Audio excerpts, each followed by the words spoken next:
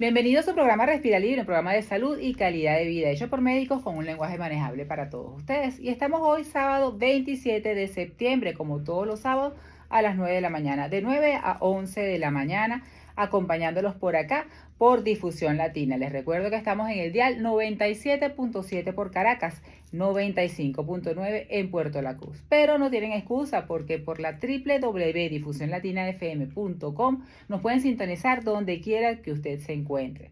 Y llegamos gracias a quién, gracias a que nos colabora siempre nuestro director general de la emisora y voice over, Héctor Romero.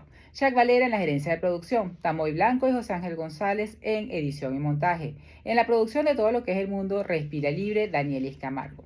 En los controles con nosotros dentro de cabina, Eduardo Mejías.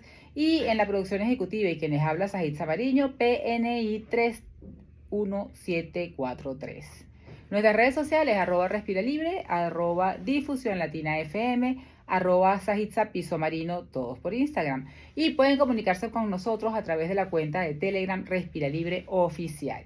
Y este programa llega gracias a Respira Libre, Centro de Cirugía Láser en Consultorio para obstrucción nasal, ronquido y apnea del sueño. Les recuerdo, una cirugía que puede ser realizada en un consultorio sin exámenes mayores preparatorios con una evaluación endoscópica, sin reposo postoperatorio, anestesia en algodones y reintegro de inmediato a sus actividades cotidianas.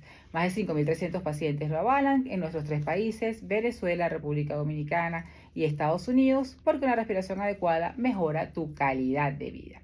Y una vez presentado este sábado nuestro programa Respira Libre, les recordamos, antes de este programa, todos los sábados a las 8 de la mañana por las pantallas de Meridiano Televisión, que están nuestros 3 especialistas que le llamamos a ustedes en nuestro programa de televisión. Y también los domingos, 12:30 del día, por las pantallas de B+, 3 especialistas más. Así que no hay excusa para que usted esté desinformado en salud en sus fines de semana. Regresamos con nuestra primera invitada de este sábado, la doctora Marlis Castro, gastroenterólogo pediatra. Y bueno, ya vamos a hablar acerca de algo que no sé si es que está de moda, si es que ahora se diagnostica y antes no se diagnosticaba, pero es de todas las patologías asociadas al gluten. Y me encanta así como lo llamamos, porque ahora vamos a conversar con la doctora, porque no todo el mundo es celíaco. Hay 500 patologías asociadas al gluten que ustedes ya van a conocer. Seguimos en breve, vamos con música. Y aquí estamos de vuelta en su programa Respira Libre, programa de salud y calidad de vida hecho por médicos con lenguaje manejable para todos ustedes. Y hoy algo que estoy seguro que usted que está en su casa le va a encantar. Patologías asociadas al gluten con la doctora Marlis Castro, gastroenterólogo pediatra. Bienvenida. Y aquí estamos con nuestra primera invitada, como les dije, la doctora Marlis Castro, gastroenterólogo pediatra, y vamos a hablar acerca de las patologías asociadas al gluten.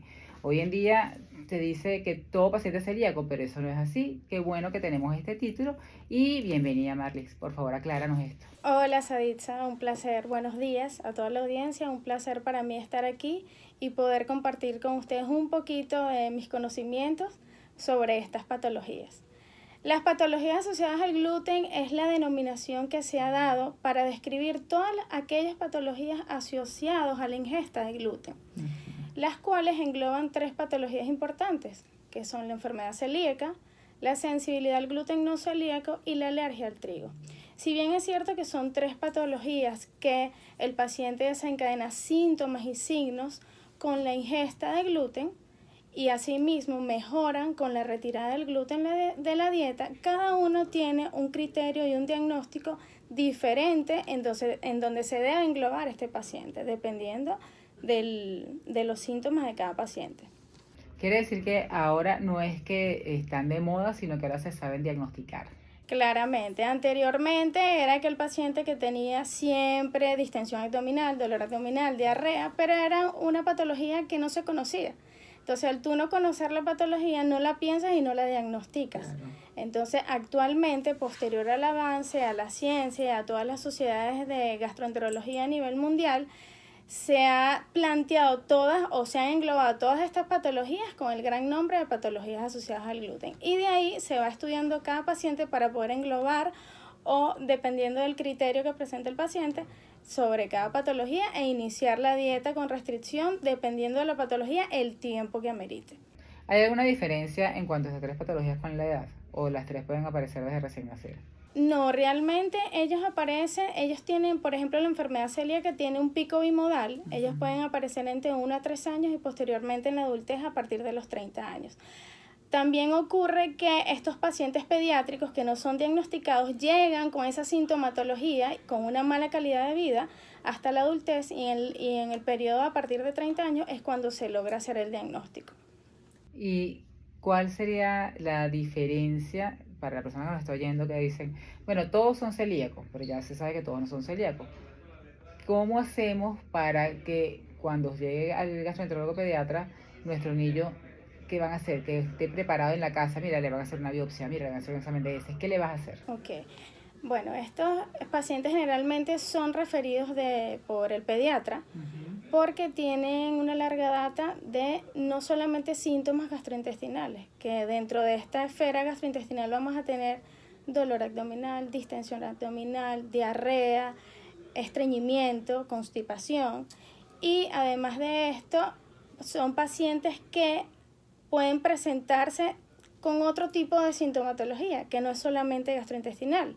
Son pacientes que vienen con rinitis recurrente, una tos en acceso recurrente, con diagnóstico de asma, pero no se sabe el por qué, o la causa del asma.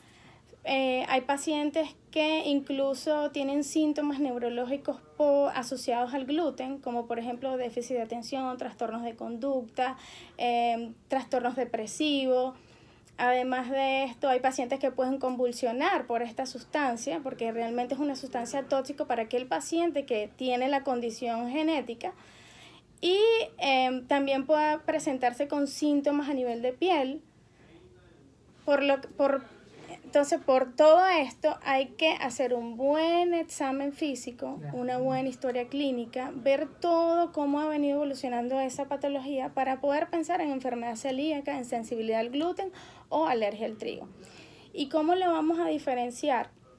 En las 3 hay que pedir pruebas serológicas, ¿ok? Y estos marcadores serológicos son los que nos van a guiar hacia qué camino debemos seguir investigando. Por ejemplo, el paciente con enfermedad celíaca, el diagnóstico se hace básicamente por 4 pilares. Primero, la clínica que esté presentando. Segundo, los marcadores que estén positivos. Cuando hablo de marcadores son la antitransglutaminasa, el antiendomicio, el antipéptido de aminado de gliadina, que son marcadores que simplemente con una prueba de sangre podemos ver si están positivos o no. Cuando tenemos estos marcadores serológicos positivos es cuando debemos pensar y realizar la biopsia. ¿Por qué? Porque hay pacientes que tienen muchos síntomas gastrointestinales o son síntomas muy floridos, pero todavía no hay una lesión intestinal instaurada. Entonces, he aquí la importancia de hacer la endoscopia y a través de esta tomar biopsia, porque esta lesión va a ser en parches, sobre todo a nivel del intestino delgado en la primera porción, en la porción proximal. Esto está súper interesante. Vamos a escuchar un tema musical y ya regresamos para que nos expliques más de esto. Y aquí estamos de vuelta con la doctora Marlis Castro, gastroenterólogo pediatra, hablándonos acerca de cuando usted lleva a su niño a la consulta con una sospecha de que tiene problemas asociados al gluten. Le hacen la evaluación clínica, se le hacen unas pruebas de sangre. Cuando salen unos marcadores serológicos determinados, se pasa la biopsia. Pero nos quedamos en algo bien importante que yo quiero que ahondes. La patología es por parches, por lo tanto, la toma de biopsia tiene que ser bien planificada y definitivamente tiene que tomar en cuenta usted como padre que a lo mejor pueden ser varias. Exactamente. Una vez que llevamos al paciente para un procedimiento endoscópico, aquí vamos a ver todo lo que es el tracto gastrointestinal hasta la segunda porción del duodeno. En esto, lo que quiero decir es que visualizamos macroscópicamente todo lo que es esófago, posteriormente estómago y por último duodeno. La lesión per se va a estar instaurada en lo que es el duodeno. Y esta es una lesión que produce una alteración a nivel de la mucosa intestinal de forma en parches. No es una lesión uniforme, sino en parches. Y es por esto que las grandes sociedades de gastroenterología americanas, latinoamericanas, europeas, indican que una vez que uno ingresa a un paciente para hacer una endoscopia, debemos de tomar más de 2 biopsias. Claro. Entonces, en bulbo se deben de tomar 2 biopsias y 4 biopsias aproximadamente en lo que es el duodeno, de formas separadas, para poder pescar dónde está la lesión. Y de esta manera estas biopsias se envían al anatomopatólogo, quien es el que nos va a expresar realmente si hay una lesión o no instaurada a nivel de la mucosa intestinal, si hay alteración de las criptas, si hay alteración de las vellosidades. Y esto lo que me habla a mí es que cuán va a haber de malabsorción a nivel intestinal. Si yo tengo un intestino, una mucosa que está lesionada, que está atrofiada, obviamente el alimento que consume el paciente no se va a absorber. Y ahí es cuando vienen las complicaciones de desnutrición, de anemias por deficiencias de hierro, alteraciones de vitaminas y minerales, entre otras complicaciones. ¿Y la sintomatología que presenta el paciente? Sí, por supuesto, acompañada de la sintomatología. Eso es en el caso de una enfermedad celíaca. Y que lo importante para la gente que está en la casa, que es lo que yo hago mucho hincapié, que en este programa sea para que la persona entienda lo que le puede pasar. O sea, cuando usted lo lleve, que le diga, bueno, hay que hacerle a su hijo una endoscopia con toma de biopsia y que vean que el gastroenterólogo está tomando varias biopsias. Tienen que estar claros porque a veces los papás van a decir, oye, pero si ya le tomaste una, ya le tomaste dos, Claro. O sea, ¿por qué tantas? Eso Porque esa es la indicación, exacto. pero esa es una de las funciones de nosotros aquí, que la gente ya vaya con la mente preparada a su médico. Y cuando cuando llegamos al diagnóstico de enfermedad no celíaca. Ok, aquí, claro, tenemos un paciente también con una sintomatología muy florida, ok. Ahí hay que descartar si es alergia al trigo o sensibilidad al gluten no celíaco, porque es ese paciente que te está diciendo que cada vez que consume cierto alimento tiene síntomas o no lo tiene relacionado con algún alimento. Pero es aquí cuando se debe hacer las pruebas, incluso las pruebas de alergia, que son las inmunoglobulina E para ciertos alimentos. ¿Y a qué edad iniciamos con estas pruebas? A partir de los 12 meses ya se puede iniciar, de los 2 años, perdón, ya se puede iniciar las pruebas de alergia en sangre. Sí, y a los pacientes que van acompañados con rinitis alérgica, con todo, realmente es a partir de los 2 años, porque antes no estamos con una madurez como para poder hacer un tratamiento adecuado. Exacto. Y hay ciertos anticuerpos circulantes todavía maternos y por eso es que se indica posterior a los 24 meses. Sin embargo, cuando tenemos este paciente, hay que diferenciar a nivel de marcadores serológicos. Es ese paciente que tiene síntomas, haces las pruebas y las pruebas están negativas. Entonces la sensibilidad al gluten no celíaco realmente es como un diagnóstico de exclusión. Es como para tratar de encajar ese paciente que tiene síntomas asociados al gluten, a esta sustancia que realmente para ese paciente que tiene esa condición de base es tóxica, pero no te dan los parámetros para enfermedad celíaca. Entonces ese paciente que tiene síntomas, tiene marcadores serológicos negativos, pero igual tienes que llevarlo a endoscopia, porque más allá de los marcadores serológicos que pueden estar negativos, puede haber una lesión a nivel intestinal. Y este paciente, que esa lesión no va a ser tan profunda o tan marcada como el paciente con enfermedad celíaca. Puede haber una infiltración de linfocitos y más allá de eso no va a haber alteración o atrofia de las vellosidades o de lo que no me va a alterar esa malabsorción intestinal, no me va a llevar a malabsorción. Por lo tanto, es un diagnóstico que se hace con síntomas positivos, con marcadores serológicos negativos y con una prueba endoscópica donde no va a haber mayor lesión a nivel intestinal más allá de una pequeña infiltración, o puede no haber lesión a nivel intestinal. Pero tienes ese paciente que igual te hace síntomas. Y que hay que hacerle su restricción a la dieta. Exacto, y que va a mejorar realmente es con la restricción de la dieta. Excelente. Bueno, vamos a continuar oyendo un tema musical y ya regresamos. Y aquí estamos de vuelta con la doctora Marlis Castro, un tema súper interesante, gastroenterólogo pediatra, que está muy en boga, todo lo que es patología asociada al gluten, y ya sabemos cómo vamos a abordar el paciente que sea celíaco, un paciente también que no tenga absoluta diagnóstico, sino afección al gluten, pero no celíaco. Y ahora el paciente que es netamente alérgico al trigo. Ok, es ese paciente, igualmente va a presentar síntomas gastrointestinales, respiratorios, a nivel de piel o neurológico, pero estos marcadores están negativos. Y cuando tú haces las pruebas de inmunoglobulina E total, están alteradas. Entonces ahí te vas por la parte de alergia. Cuando haces inmunoglobulina E para ciertos alimentos te sale inmunoglobulina E para trigo positivo, ¿ok? Y esto no lo vas a ver en las otras dos patologías, solamente en ese paciente que tiene alergia al trigo. Entonces ya ahí cambia completamente el panorama. Es un paciente que no necesariamente hay que hacerle endoscopia, solamente es iniciar una dieta sin trigo, solamente trigo. En este paciente no está indicado el gluten como tal. Porque ¿qué es el gluten? El gluten es una proteína que está contenida en ciertos cereales, que en este caso son centeno, trigo y cebada. Y la avena, porque por contaminación cruzada de este cereal por los establecimientos donde se procesa.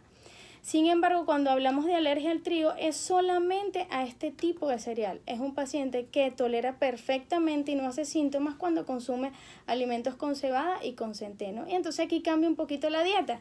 No es tan estricta como el paciente con sensibilidad al gluten no celíaco o la enfermedad celíaca. Y la otra diferencia importante es el tiempo de que vas a instaurar o que vas a indicar esta dieta. Generalmente la alergia al trigo tiende a superarse aproximadamente a los 2 años o incluso pacientes hasta la adolescencia. La enfermedad celíaca es una enfermedad de por vida, es una enfermedad crónica que si no haces la dieta vas a tener complicaciones a largo plazo como adenocarcinoma a nivel de intestino delgado, un linfoma no Hodgkin y entre otras muchas complicaciones. Y el paciente con sensibilidad al gluten no celíaco mejora completamente cuando cumple la dieta, cuando reintroduce el gluten, hace síntomas, pero no hay gran lesión intestinal, que es lo que no va a llevar a complicaciones como ocurre en el paciente con enfermedad celíaca. Es por esto tan importante saber ubicar a este paciente, a qué está haciendo alergia, los laboratorios que se deben hacer y cuándo de verdad está indicada esa dieta sin gluten. Porque lo que me preocupa ahorita es que a todos los niños quieren instaurar una dieta sin gluten y realmente cuando tú tienes este tipo de pacientes esa dieta se indica en conjunto con un nutricionista.